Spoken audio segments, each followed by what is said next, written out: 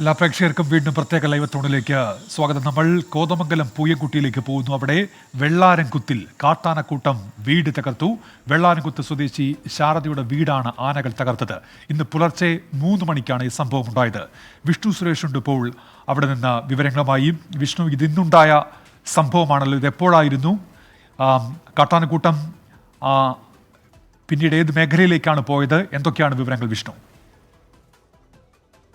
കുട്ടമ്പുഴ പഞ്ചായത്തിലെ 7-ാം വാർഡ് വെള്ളാരംകുത്തിലെ ശാരദ എന്ന് പറയുന്ന സ്ത്രീയുടെ വീടാണ് ഈ കാണുന്നത്. വീട് ഇന്ന് രാവിലെയോടുകൂടി കാട്ടാനക്കൂട്ടവും അതോടൊപ്പം കുട്ടിയാനകളും എത്തിയാണ് ഈ വീട് പൂർണ്ണമായും തകർത്തെറിഞ്ഞത്. അവർ ആ സമയത്ത് വീട്ടിലുണ്ടായിരുന്നില്ല എന്നുള്ളത് കൊണ്ടാണ് മറ്റ് അപകടങ്ങൾ ഉണ്ടായിരുന്നത്. ഈ ദൃശ്യങ്ങൾ കാണുന്ന പോലെ പൂർണ്ണമായും ചവിട്ടി മെതിച്ച ശേഷമാണ് കാട്ടാനക്കൂട്ടം ഇവിടെ നിന്ന് പോയത്. 2-ാം തവണയാണ് ഈ വീടിന് നേരെ ആക്രമണം ഉണ്ടാകുന്നതെന്നാണ് നമ്മൾ മനസ്സിലാക്കുന്നത്.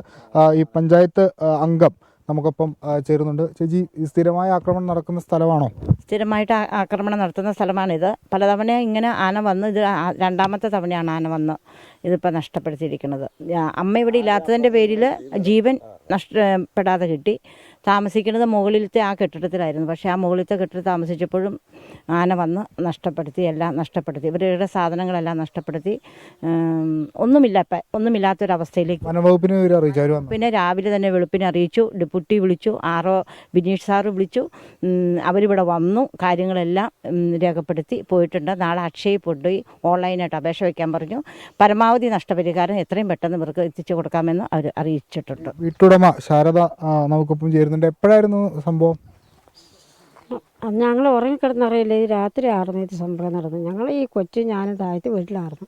അങ്ങനെ കിടന്നപ്പോൾ നേരം വെളുത്തപ്പോൾ ഇവിടെ വർത്താനം പറഞ്ഞിട്ട് ഞങ്ങളിവിടെ കഞ്ഞി വെക്കാനായിട്ടാണ്. വീടുമില്ല, ഒന്നുമില്ല. പിന്നെ 2-3 കലം ഞങ്ങൾ കല്ലിൻ്റെ ഇടയ്ക്ക് വെച്ചിട്ട് ഞങ്ങൾ പോകുന്നതുകൊണ്ട് ഈ കലം കിട്ടി. പിന്നെ ഇത് കുറച്ച് തുണിയൊക്കെ അങ്ങനെ പോയി.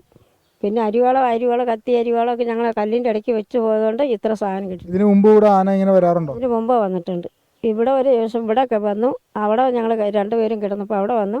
പിന്നെ ഈ രാത്രിയാണ് ഇത് ഇങ്ങനെ സംഭവിച്ചത്. ഇനിയിപ്പോൾ എങ്ങോട്ടൊക്കെ താമസമൊക്കെ എവിടെയായിരിക്കും? ഇവിടെ തന്നെ ഇല്ലാതെ പിന്നെ ഇവിടെ കിടക്കാനാ? ഇവിടെ ഇല്ലാതെ പിന്നെ ഇവിടെ കിടക്കാൻ താഴെ ഒഞ്ഞിച്ച് ഇത് മോത്തൻ്റെ വീട്. പിന്നെ ഞങ്ങൾ ഇവിടെ തന്നെ കിടക്കണം. ഈ വനംവകുപ്പിന്റെ ഉദ്യോഗസ്ഥരൊക്കെ വന്നായിരുന്നു ഇന്ന്? ഇന്ന് വന്നിട്ട് പോയി. ഉണ്ടായില്ലാത്തതുകൊണ്ട് വലിയ അപകടം ഒഴിവാ, അല്ലെങ്കിൽ ആക്രമണം നേരിടുന്നല്ലേ? അക്കരെ ഞങ്ങളെ കൊന്നാണ് ഞാൻ 2 കൊച്ചിനെയും കൊണ്ട് ഇവിടെ കിടന്നിട്ടാണ് ഞങ്ങൾ കൊല്ലില്ലേ. പിന്നെ ഇവിടെ കല്ലാണെങ്കിൽ കല്ലിൻ്റെ സാരം മൊത്തം വാരി തിന്നിട്ട് അതിൻ്റെ വാരി പറിച്ച് തുണിയൊക്കെ വലിച്ചതിയ കല്ല് കിടപ്പുണ്ട്.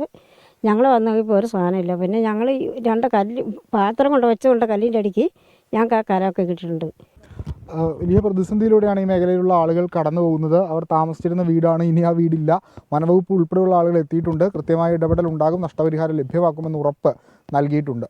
കുട്ടമ്പുഴയിൽ നിന്ന് ഇക്ബാലും വിഷ്ണു സുരേഷ്, 24. സുരേഷാണ് കുട്ടമ്പുഴയിൽ നിന്നുള്ള വിവരങ്ങൾ നൽകിയത്. ഇന്ന് പുലർച്ചെയാണ് ഈ സംഭവം ഉണ്ടായത്. അജയകുമാർ ശങ്കർ ഒരു കാര്യം പറയുന്നുണ്ട്. എന്തുകൊണ്ട് വന്യമൃഗങ്ങൾ ഇത്തരത്തിൽ കാട് വിട്ട് നാട്ടിലേക്ക് ഇറങ്ങുന്നു എന്നതിൻ്റെ ശരിയായ കാരണം കണ്ടെത്തി സർക്കാർ അത് തടയാനുള്ള നടപടികൾ സ്വീകരിക്കണം എന്നാണ് അജയകുമാർ ശങ്കർ ഇപ്പോൾ യൂട്യൂബിൽ പ്രതികരിക്കുന്നത്. നമ്മൾ